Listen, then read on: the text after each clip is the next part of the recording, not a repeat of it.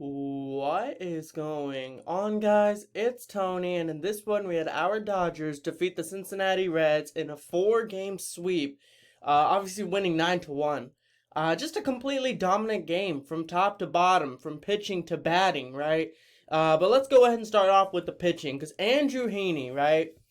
Acquired him in the offseason. He played for the Yankees and Angels recently. Did not look so good, but he has potential.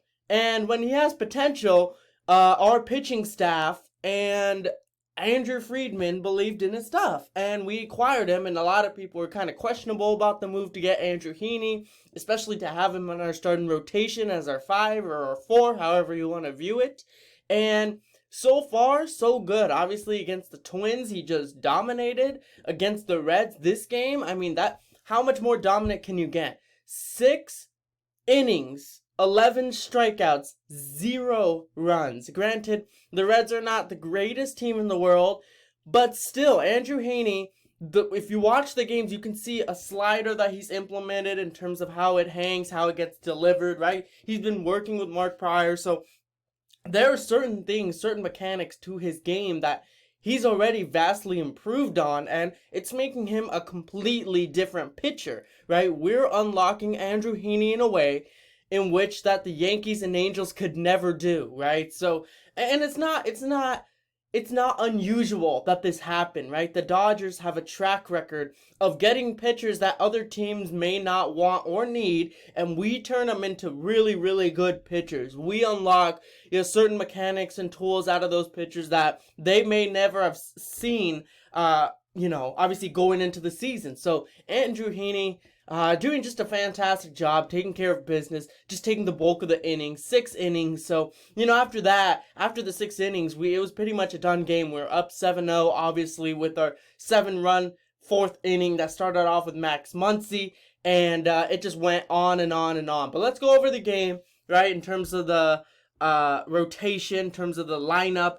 Mookie Betts, another game in which, he may not have gotten the best contact, but he walked twice and he got in a run. So I'm okay. Mookie Betts, he's having a slow start, but at the end of the day, this team is 7-2, and this is with Mookie Betts not being the Mookie Betts that we know he can be. And if you're a Dodger fan, that's very promising, because I don't even think last season we had this fast of a start to start off 7-2. And yes, like, the reason why I'm emphasizing our sweep over the Reds is that it's still not easy to sweep a team, regardless of how good or how bad they might be, right? Because they make adjustments, right? It's a long series, right? Teams can make adjustments, and it's easy to lose a baseball game. They're still a professional baseball team for a reason, right? They still have some pretty solid players on that team, so it's easier said than done to just go ahead and sweep this Reds team. But they did it, and now they're 7-2, which is the best record in the league, tying with the Giants. You notice how I point that out, because every time it's us and the Giants. So yes, every win counts. So Mookie Betts obviously not playing the way that maybe Mookie Betts should be playing, but the fact that we're 7-2 with Mookie Betts playing like this, that's promising. That's promising to see. Freddie Freeman, fantastic game. 4 out of 5 from at-bats. 3 RBIs, brought in a run. He's obviously getting more and more comfortable as the days progress, right? He's getting better contact. Obviously, he's still yet to hit that first home run. Maybe he should have already in some other ballparks, but it's okay, because he will eventually, just like how, some other players in this lineup finally are starting to heat up more and more. So I'm not expecting Freddie Freeman to hit 10 home runs in the first 10 games or anything. I'm just simply saying is that he's playing some pretty good baseball, right? Obviously good base defending at first base, right? Obviously good contact hitting in this game. So great job from Freddie Freeman. Obviously did a really, really good job bringing in 3 runners in. So great to have Freddie Freeman, to have someone who can hit left-handed pitchers, who can hit opposite liners. Just great to have, because that's Corey Seager. Corey Seager wasn't necessarily the best player when versing a left-handed pitcher, nor was he as great when it came to hitting opposite way of the field. So I love Freddie Freeman in every way. Trey Turner, this was the first game in which he did not have a hit.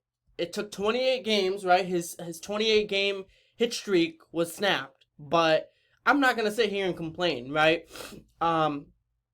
Trey Turner's been fantastic all season long, and that he's going to continue to do that for us. So I'm not going to say anything about Trey Turner. Max Muncie, finally, right? Obviously, he's being hitting some good contact, right? These past few games, he's been getting some good contact, but no results to show for. This game, he actually has some results to show for. 2 RBIs, obviously starting off the 4th inning, in which we scored 7 runs. Max Muncie was the start of that. So bringing in 2 RBIs, and that just goes to show that hitting is contagious.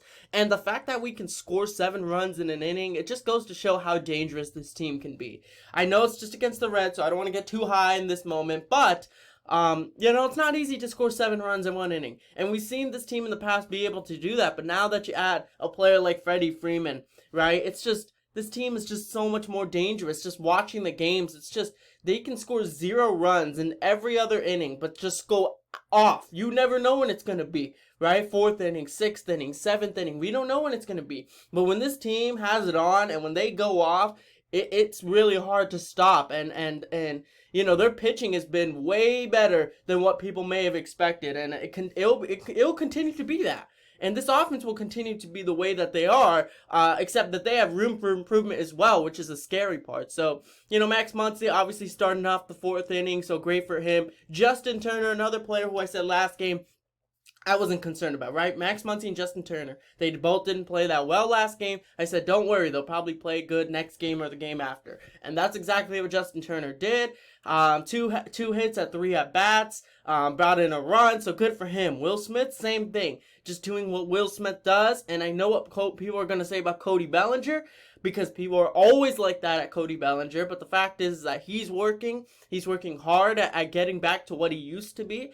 And I can only see him getting better from here, right? I think he's taken the first major step, which is making good contact, and he's been doing that every single game, if I feel like.